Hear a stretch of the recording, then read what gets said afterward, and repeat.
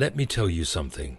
There are people walking this earth who smile with you, shake your hand, maybe even bow their heads and pray with you, and they've already handed their soul over to darkness.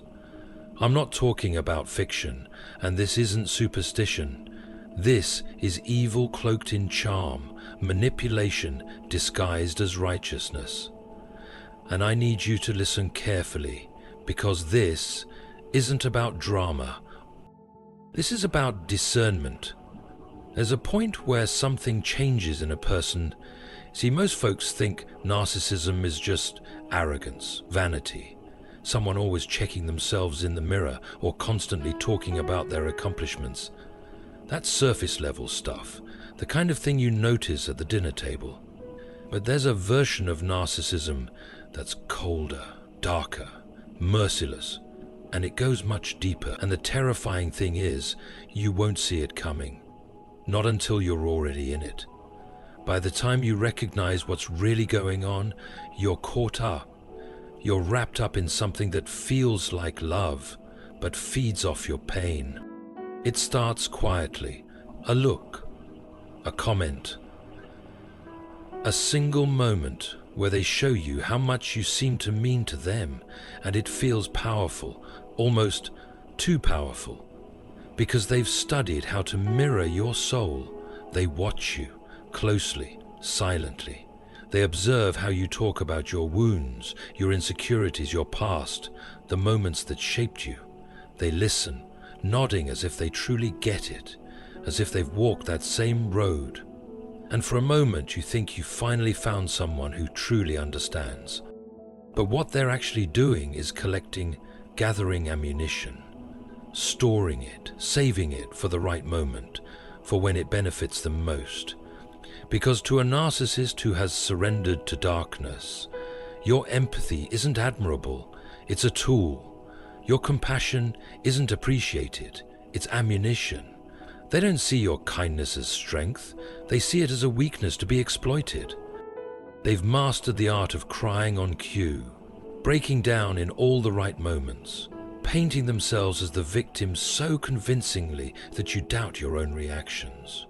Every confrontation becomes a sad tale about how hard their life is, how misunderstood they are, how much they've endured, and you, being the empath, the one with the soul, you step back, you pause, you think, maybe I'm being too harsh. And just like that, they've done it. They've turned your heart into a weapon against you. They've used your humanity as a trap. And then you start seeing the patterns. The apologies never bring change. The promises don't stop the betrayal. But every time you try to walk away, they reel you back in. Just enough tenderness, just enough vulnerability to make you believe in the version of them you met at the beginning. That's the trick. They don't have to make you happy, they just have to keep you hoping. They feed you tiny portions of affection, slight affirmations, enough to make you question your own intuition. And in your most fragile moments, when your soul is laid bare and your heart is bleeding, they strike, not with fists, but with silence, not with rage, but with words so calculated you don't even feel the cut until you're already emotionally and spiritually hemorrhaging. It's one thing to lack empathy, it's a whole other realm of darkness to identify it in others and deliberately weaponize it.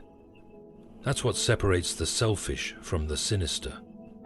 A selfish person may hurt you by accident, the evil ones hurt you with intention. They know your triggers, they study your vulnerabilities, they track when you're most open, and they wait. They bide their time. Then, one day, you come to them crying. They cold. You reveal your trauma. They nod and store it, only to twist it later when it suits them. You confess your fears, and when they're angry, they use them like knives. That's not a flaw. That's not immaturity, that's spiritual rot.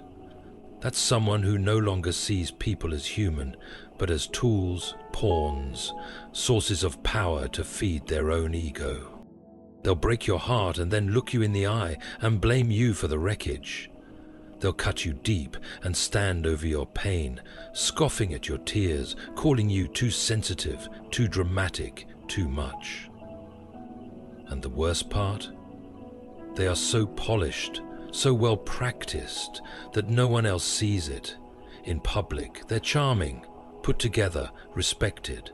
The kind of person others describe as so sweet or just misunderstood. And that isolation, that disbelief when you try to tell someone the truth, that's part of the wound.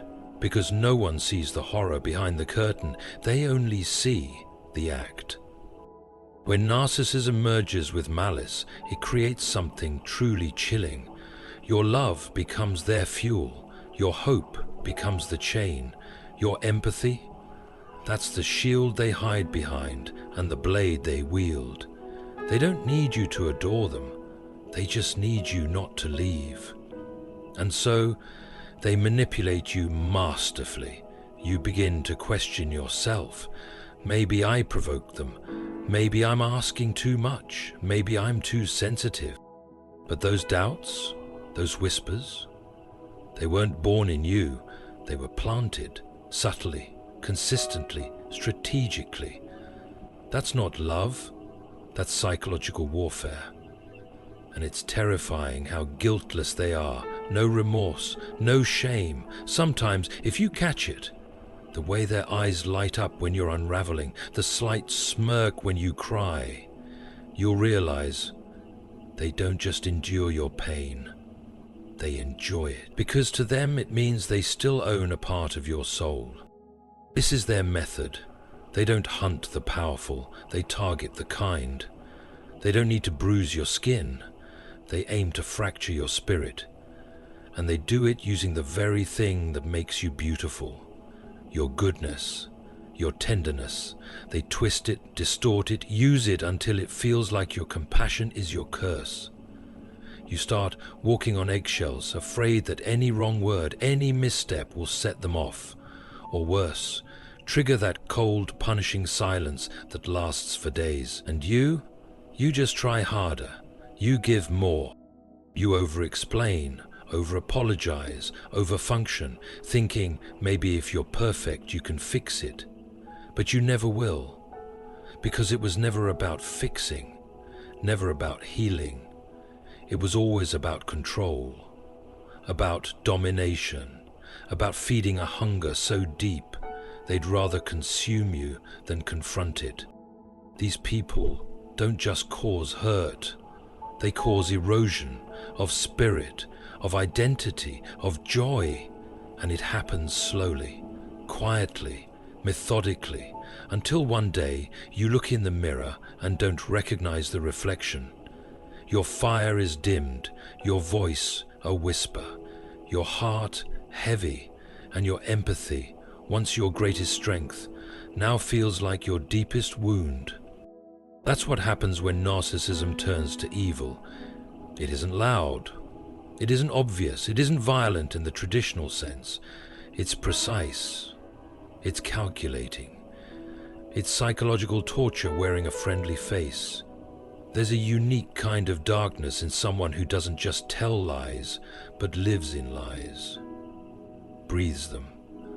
Crafts them not to cover a mistake, but to destroy the truth altogether. Not to hide shame, but to create power. I'm not talking about the occasional fib. I'm talking about lies so cold, so carefully constructed, that reality itself becomes the casualty. See, when a narcissist crosses that line, the truth isn't inconvenient, it's a threat, and they'll do whatever it takes to bend it, twist it, dismantle it. They don't lie like ordinary people. They don't hesitate, don't stumble. They'll look you dead in the eyes and lie so calmly, so smoothly, you'll doubt your own memory. And it starts small, a missed detail, a strange contradiction, a shift in tone, and you catch it. But you second-guess yourself. Maybe I misheard. Maybe I misremembered. And that's the beginning, the foundation they build upon. not just lying to protect themselves, but constructing a whole alternate reality. And you live inside it. You'll say, "I remember you saying that," and they'll say, "That never happened." You'll describe an event in detail and they'll respond, "You're imagining things." And with each denial, each rewriting of your memory, they pull you further away from your center. They don't argue facts, they create new versions, and they do it calmly, methodically, like you're the one being irrational. That's the trap. They don't shout. They don't rage. They manipulate gently, surgically, until you're in a mental fog so thick you question every memory, every feeling, every instinct. You start keeping records, text, notes, timestamps, not because you're obsessive, but because they've made you feel like you have to prove reality. That's how they win, not by overpowering you, but by making you abandon your own truth. And what's chilling is that they don't just erase reality, they replace it. They build a narrative where they're always the victim, always the misunderstood hero, never the aggressor. If they lie, it's because you couldn't handle the truth. If they cheat, it's because you pushed them away. Every act of betrayal becomes your fault. And when you try to confront them, they turn it around. You're too emotional. You're reading into things. You're always making drama. And eventually you're the one apologizing for the pain they caused. This isn't just manipulation. It's not just gaslighting. It's spiritual warfare. It's an assault on your sanity, your clarity, your very perception of the world. They want to seize control of your reality because that's how they maintain their grip. If they can make you question what's real, they can make you rely on them to define it. And once they've pulled you into that fog, where you're second-guessing your instincts, your memory, your own mind, they've got you. They'll use charm when it serves them, rage when it suits them, tears when it's convenient. They wear masks, many of them, and switch between them like actors depending on who's in the room. Around friends and family, they appear flawless. The devoted partner, the misunderstood soul, the kind one. But behind closed doors, the mask slips, and what you see is cold, deliberate deception. If you try to expose them, understand this. They've already set the stage to discredit you. They've already been planting quiet concerns in other people's ears, comments about how worried they are about your mental health, how difficult you've become. They've been rehearsing this performance long before you ever realized the script. They sow seeds of doubt so that when you finally muster the courage to tell your truth, no one takes it seriously. You become the problem, the angry one, the bitter ex. And them? They remain untouchable, wrapped in a reputation they've meticulously built. They don't lie just to cover themselves. They lie to rise above. They invent narratives where they're the hero, the genius, the savior. They'll tell anyone who listens that you were toxic, abusive, unstable, all while they were quietly orchestrating the chaos that broke you. And people believe them because they're convincing, frighteningly so. That's what makes them so dangerous. They're not sloppy manipulators. They are deliberate, refined, persuasive. And by the time you realize what's happened, the wreckage is done. And it won't stop with you. What they did to you, they'll do to the next. Because this isn't a phase. It isn't poor communication. This is a strategy, a way of existing. A system that thrives on bending reality. They don't just distort the truth, they undermine the entire concept of truth itself. They manipulate it, reshape it, weaponize it. And if you dare confront them with facts, they won't debate you. They'll drown you in deflections. They'll deny, redirect, confuse. You'll start by asking a simple question. Why did you lie? And within minutes you'll find yourself defending your tone, your words, your very character. The original issue disappears under a tidal wave of manufactured chaos. They do this on purpose. The repetition, the loops, the circular arguments. They're not accidents. It's a maze they've built, and they want you to stay lost in it. The more time you spend seeking clarity, the less time you spend walking away. That's the real goal. Confusion, distraction, delay, control. And don't be fooled. Deep down they know. They know they're lying. They know they're manipulating. They just don't care. Or worse, they like it. It gives them a rush. It gives them control. It makes them feel superior. And if you ever manage to break away, they don't just let go. They escalate.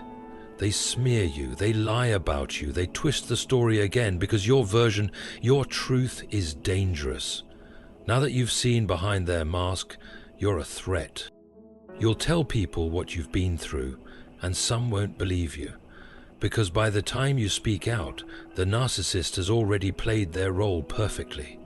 They've cried in public, given the right compliments, donated to the right cause, built a version of themselves so spotless that your pain sounds like resentment.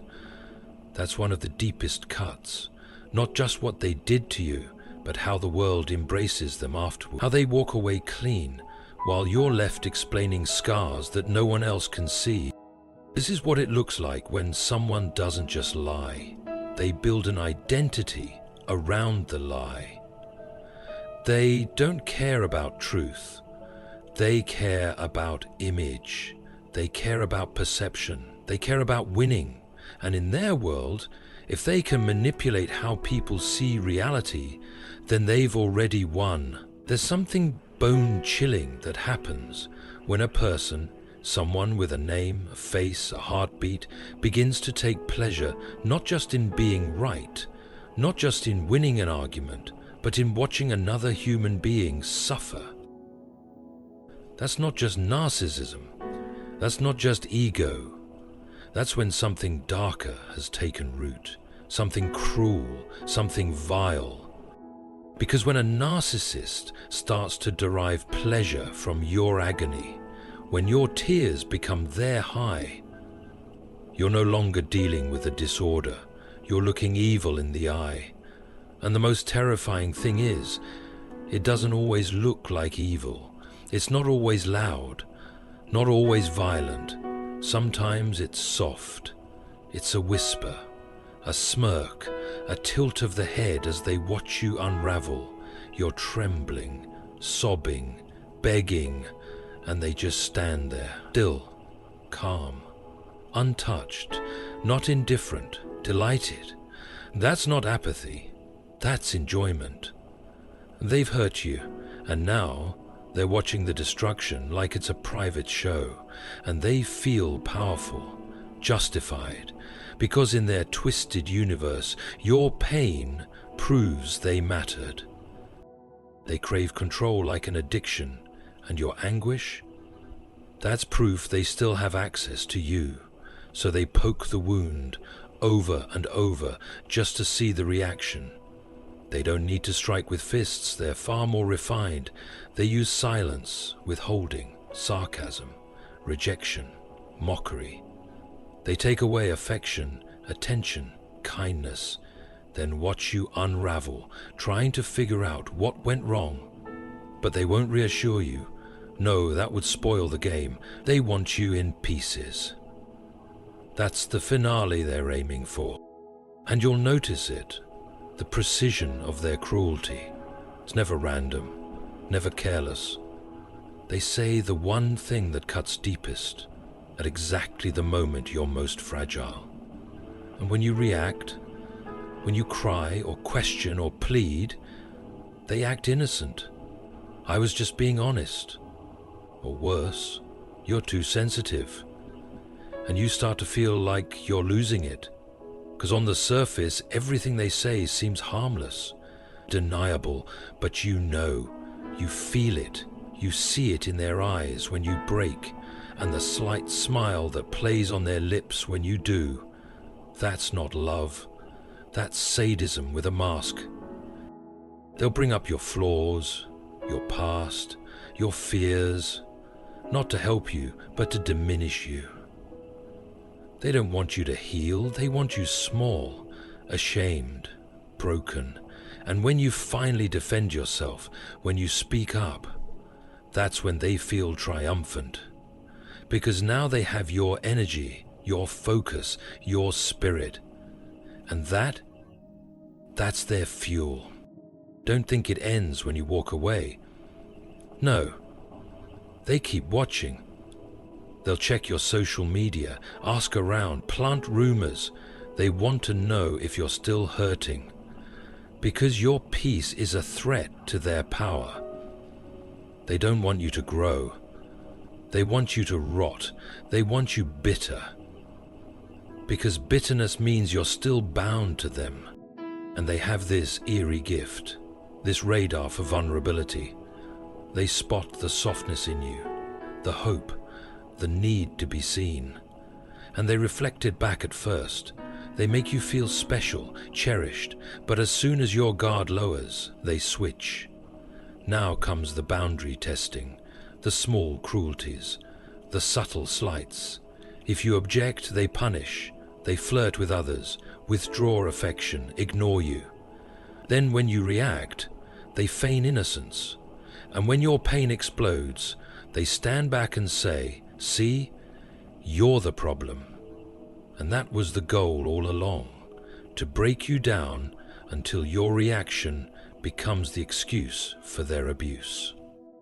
Some will go even further, sabotage your work, poison your friendships, manipulate your family, and all the while they keep smiling, pretending, telling anyone who'll listen that they're just trying to help. But what they're really doing is setting fire to your life and watching from the shadows to see how long it takes for you to burn. This isn't impulsive cruelty, it's planned. And that's what makes it hard to explain. These people don't lash out randomly. They calculate, they plan, they know. And if they've surrendered themselves to evil, they don't just justify the suffering they cause, they take pride in it. And often they're not alone. They surround themselves with enablers, people who admire them, defend them, praise them. And when you finally speak up, those enablers become your silence. They don't believe you. They can't imagine that person doing such things. And that isolation, that disbelief, it's part of the pain. Because now you're not only grieving the trauma, but carrying the loneliness of being unheard. They don't need your love anymore.